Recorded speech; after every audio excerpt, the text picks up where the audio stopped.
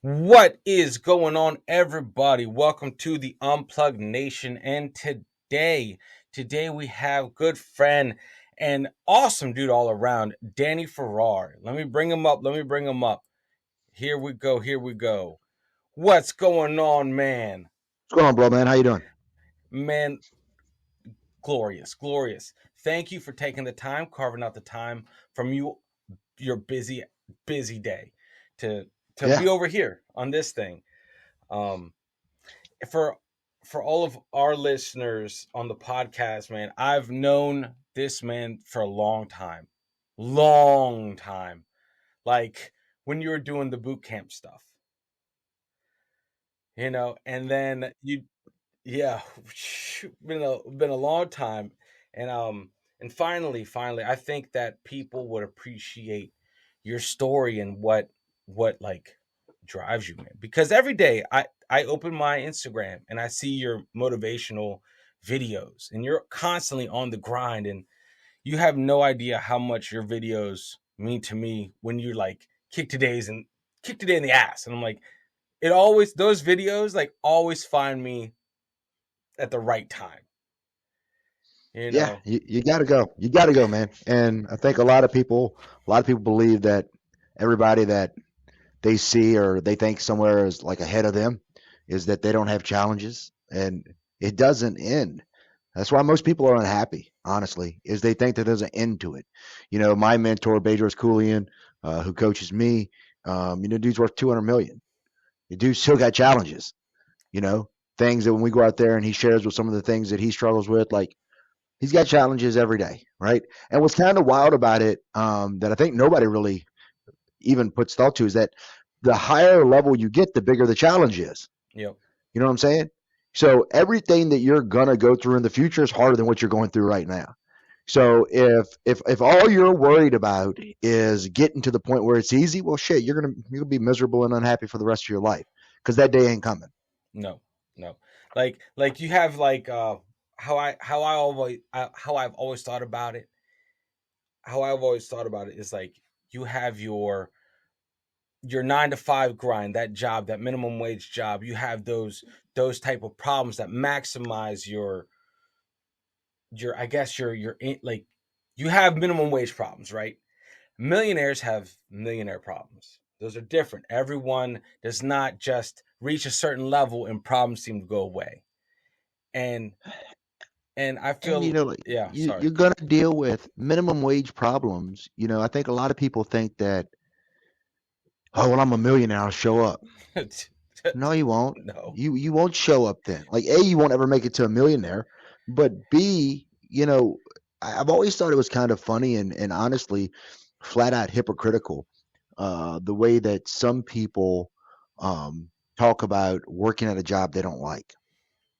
You know what I'm saying? Like they talk about, well, this job is shit. This isn't what I'm gonna do. This is my career, so whatever. Well, at some point in time, if you make it, you're gonna have a team. Whether you own a business, whether you get promoted at work, and so you're gonna look at your employees or your teammates or your subordinates or however you want to word it, and you're gonna expect that they show up every day for you. But you're not doing that shit now for the people that you work under. So, I tell you, karma is undefeated. Yeah. Karma, karma has came back and beat my ass when I deserved some bad karma, and karma has hit everybody that hit me. It's undefeated, man. Yep. It's Yep. absolutely undefeated. So if you're not going to show up, man, if you're going to if you're going to bust tables and you're going to do it half-ass, I promise you, it'll come back to you. Yep. It's just the way Yep. that it is. Yeah, man. I agree 100%. Like you said, karma is undefeatable and undefeated. Yeah. Things go sometimes, like I almost had this ethos, like not really pessimistic, because most of the time I feel very optimistic. I have hope, just because that's who I am. But if things are going right consecutively for a while, I'm like, storms are coming. The balance Yeah. balance is happening somewhere. You prep in the good times for what's coming. Man, this That's is just the nature of life, man. Like you can't, again, if everything's going good, then eventually that means you're going to go to another level. yep, And at that level, there's going to be a new challenge. yep, And then when you master and win that level, then you're going to go up again. It's kind of like why I think, video games kind of give people a false sense of win. On one hand, you get the benefit of beating your current level, right? And it may take you, I don't play games.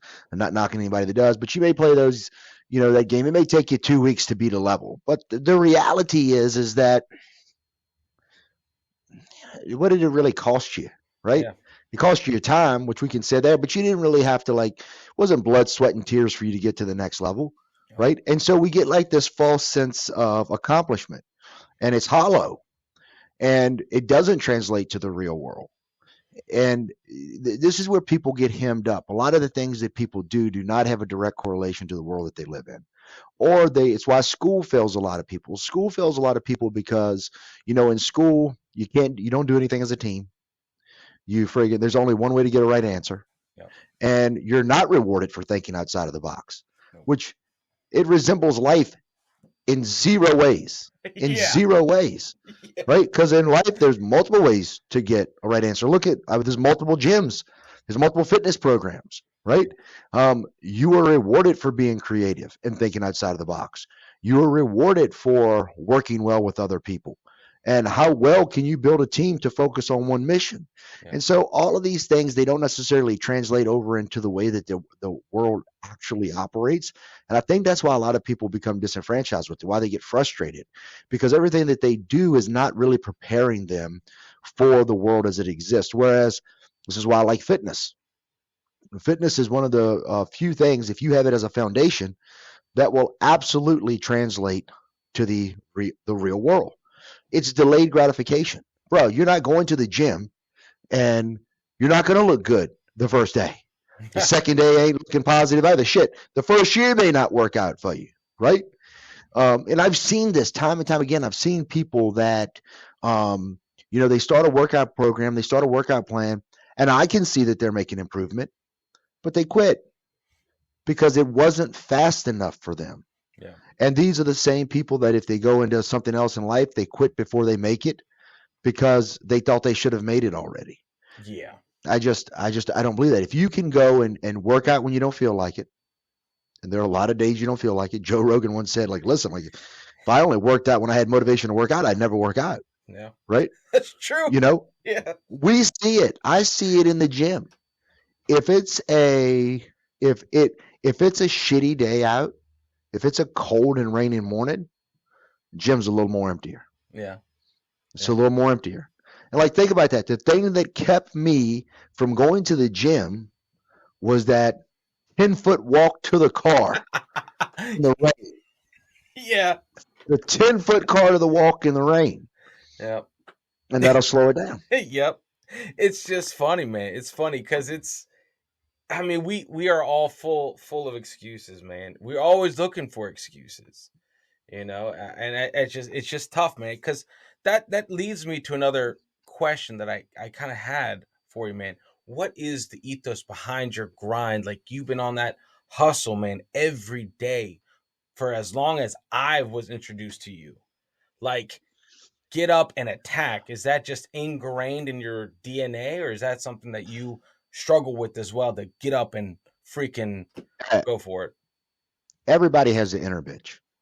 Every person on earth, right? Mhm. And everybody once in a while loses to the inner bitch. I've lost to the inner bitch. There's been some mornings, where I just get up and I'll go to sauna, and by the time it's time to get in the ice bath, I lost that fight that day, right? I lost that fight that day, right? And then there's other times, but what the difference for I think me and a lot of people is that eventually, make it is I try to look at it like this.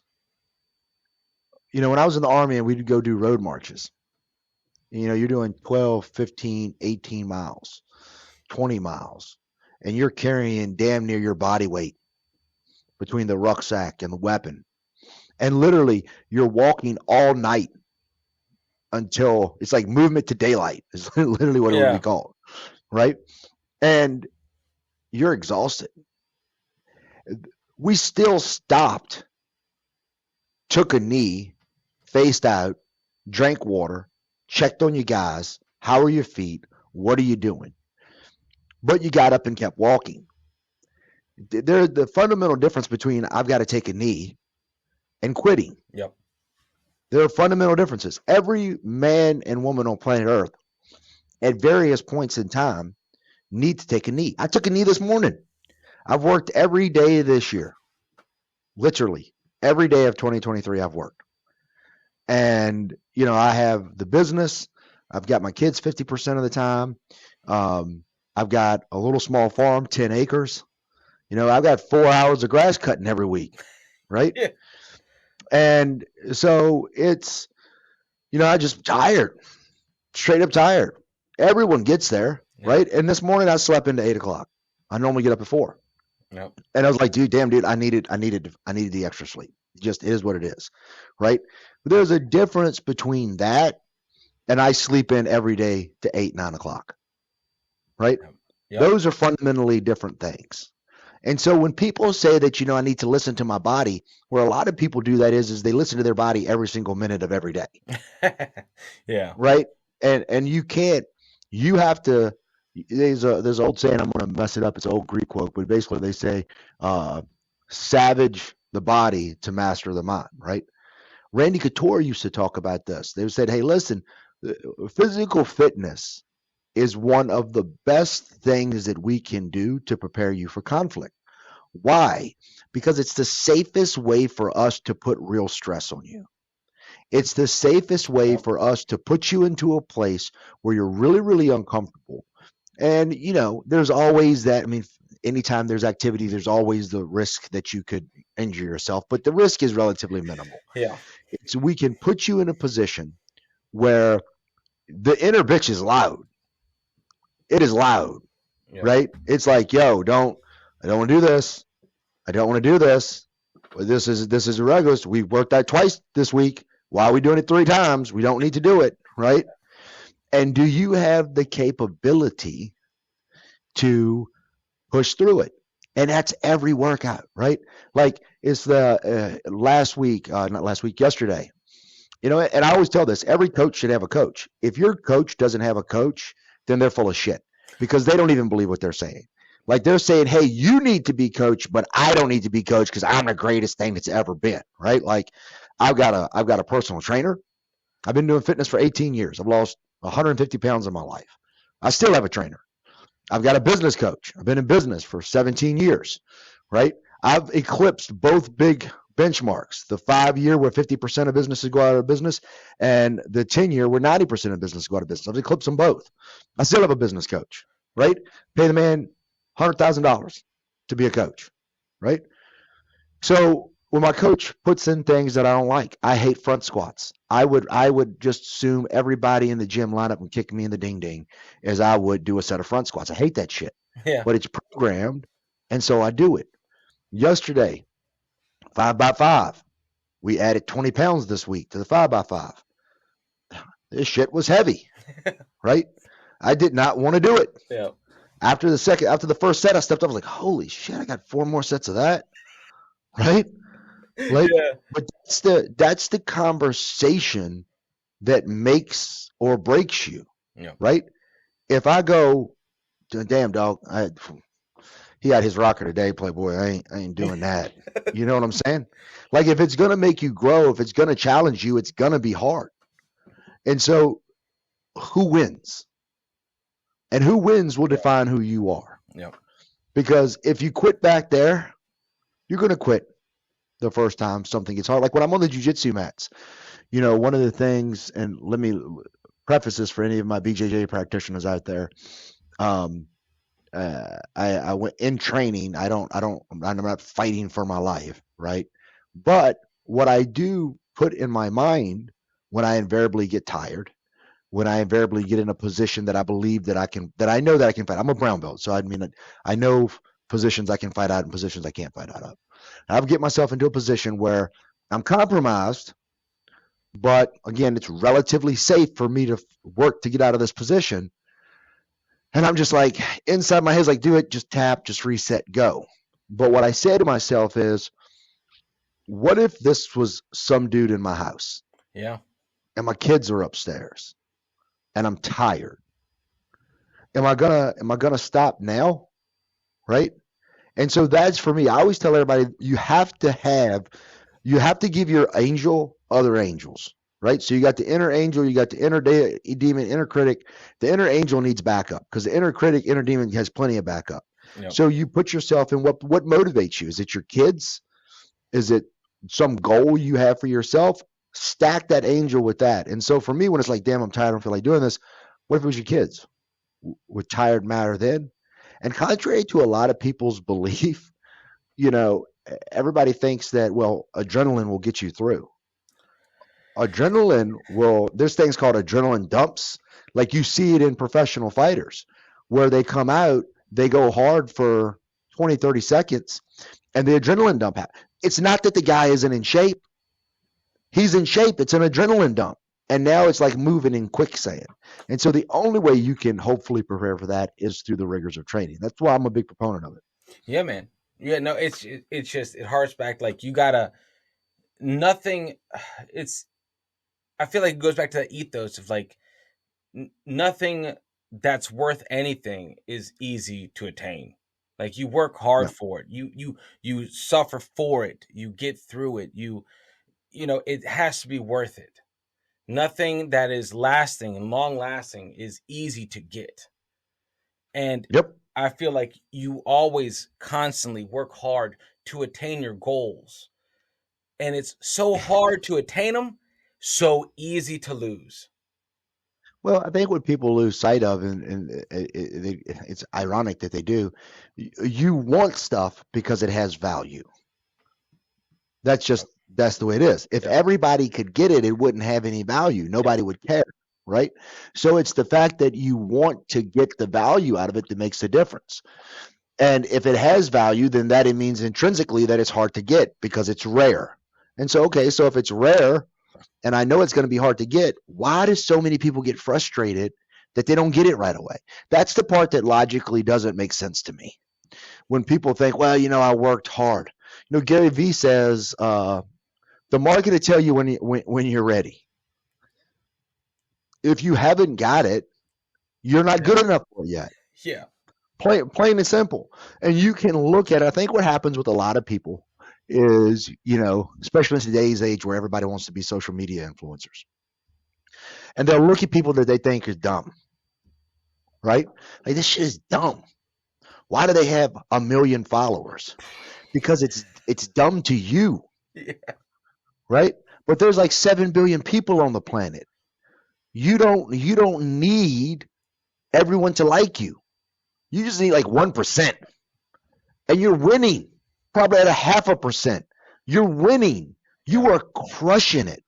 But the problem is that a lot of these people that are trying to have followers or they're trying to have influence, they're trying to be everything to everybody. And that's why they're nothing to anyone, right?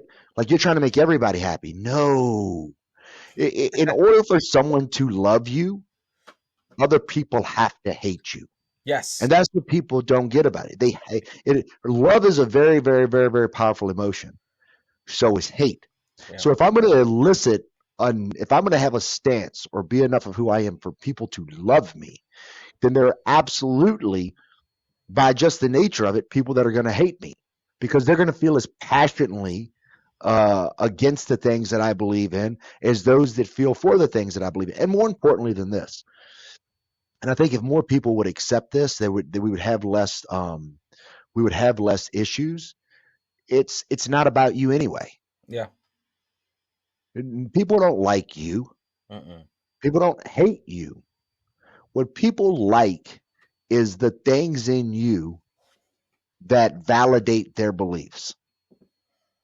And what they hate about you, the people that hate you, you invalidate or you challenge their beliefs, right? Yep. So, I'm not uber conservative. I'm not uber, um, I'm not far left. I consider myself relatively in the middle. But it's funny because there are some people who you'll talk to and they think I'm the most conservative, I'm super right wing from hell. And then it's funny, you talk to a lot of the good old boys and the super right wing people, and they're like, "This son of a bitch is so liberal." I'm like, "No, dog, I just have my own opinion on shit. And if that doesn't match with you, it doesn't match with you, and that's Yeah, fine, yeah, right?" So it just you got these folks that learn to just be themselves. And dude, be happy you piss somebody off. yeah. Be happy. Like I'm pumped. Like you don't like me, eat it. Go I'm on doing about your business. I'm doing something right. Like, Yep, 100%. yeah, you got to rock the boat, man. You have Yep. to, because it, growth comes from taking a stand. Because that's the best. That is like the opening to discourse is what we're losing in general as humans. Like, you take a stand, then guess what? A healthy conversation goes, well, tell me about why you do this, not I just think it's live in that, but it's hatred. also like people look at it on the micro level, but they don't look at it on the macro level. So, Hmm. micro level, almost everybody believes there's the one for them, right? Hmm. There's the one for them. So, you mean to tell me out of all these millions of people on the planet, there's one person that's going to vibe with you in the right way, and then everyone else is the wrong one? Okay, well, if that's true, then by definition, then there's got to be people out there that are your people and people out there that aren't your people, right? If it happens at the spouse level, it's got to happen at the friend level. It's got to happen. So, and it just keeps Yep. going out. So you're going to have followers that like you. You're going to have followers that don't like you. Look at people like Jake and Logan Paul and the people that can't stand them, right? That dude, those dudes are living their life. You think they give a shit? Nope. Not You a don't. one. Not one. Not a one. And a lot of the things they do are not my cup of tea, right? I don't think that they're, I don't follow them or anything along those lines. I see them when they pop up in wrestling and do their fights. But if you think about it, like the people that get mad that like they fought Floyd Mayweather, or they fought these other MMA fighters, like dog, they wanted to, they just wanted to fight these dudes. They wanted to have the experience to say, "Hey, I went and fought Floyd Mayweather." Like anybody that was boxing, do you think they would not take an opportunity to spar Mayweather if they had an opportunity to spar him?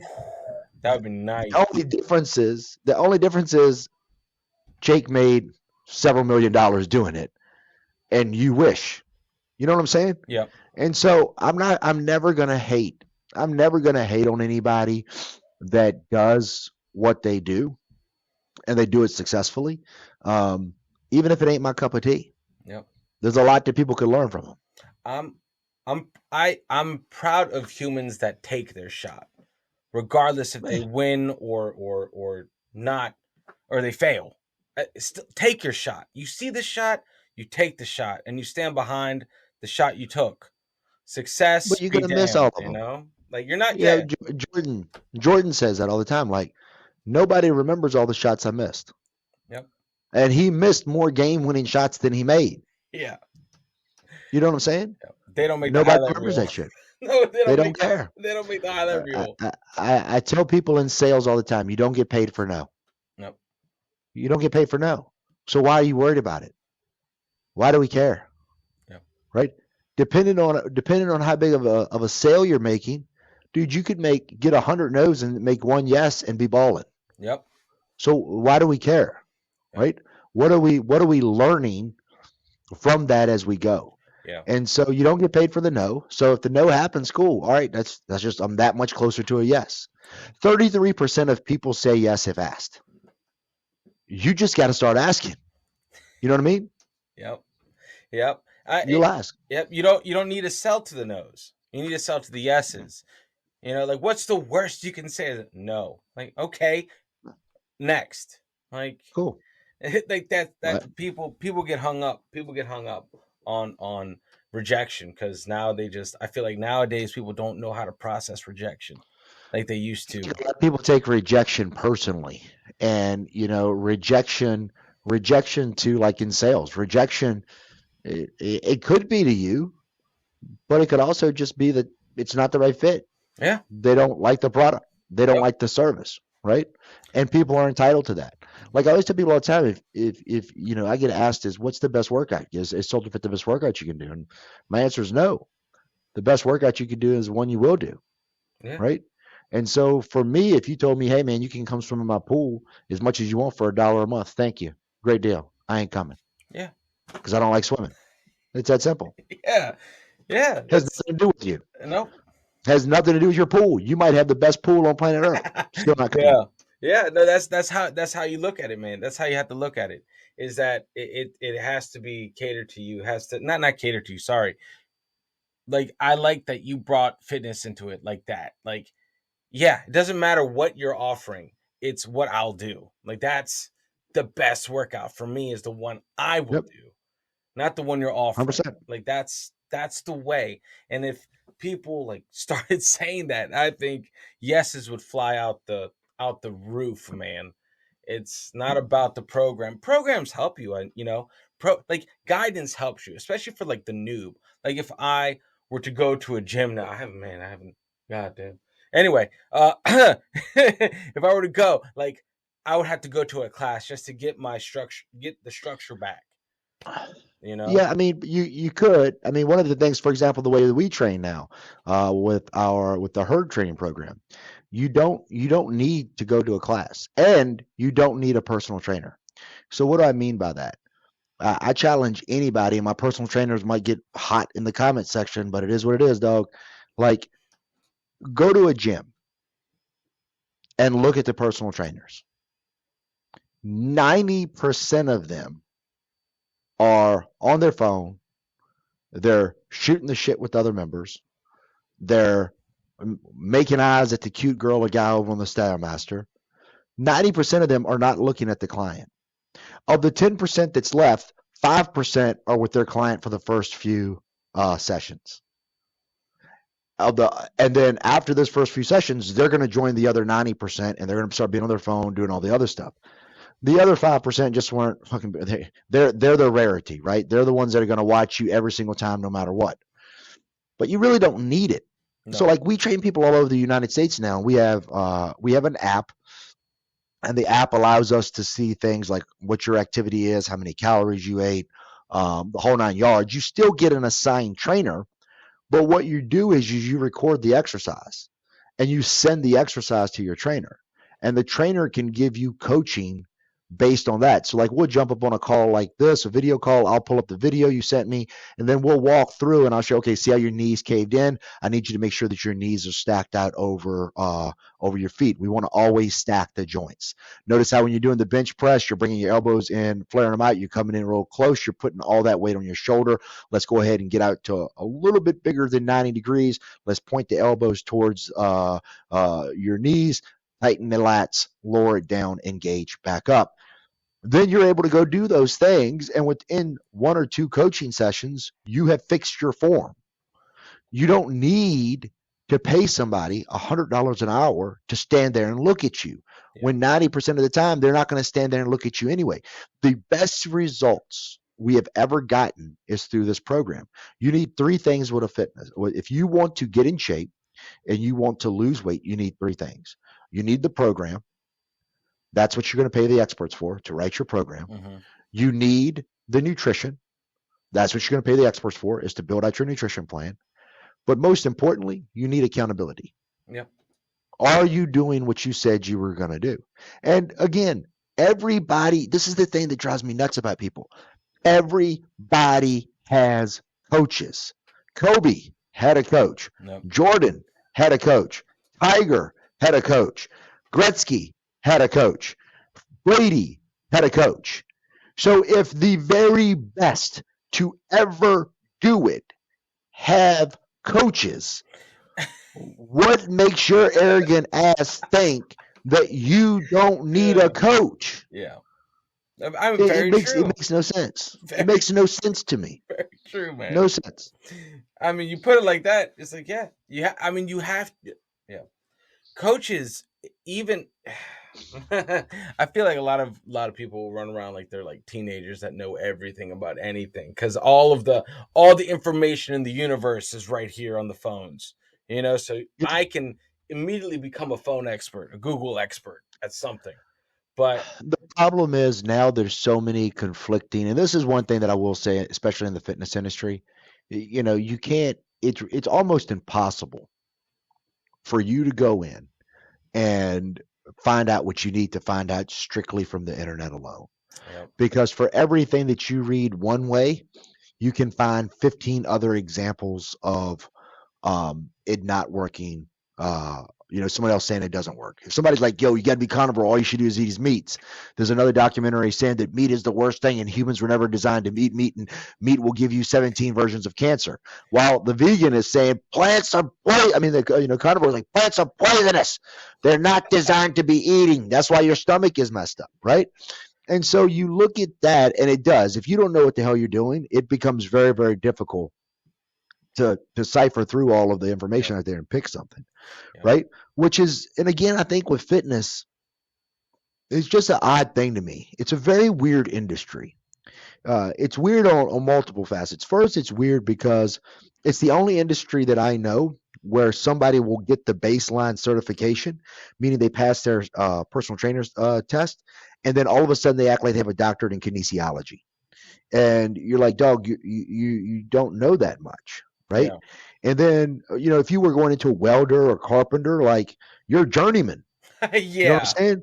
Like you don't get your electrical license and then just start go wiring up everybody's house on the block unfriggin checked into, right? It's literally illegal. You can't yeah, do it.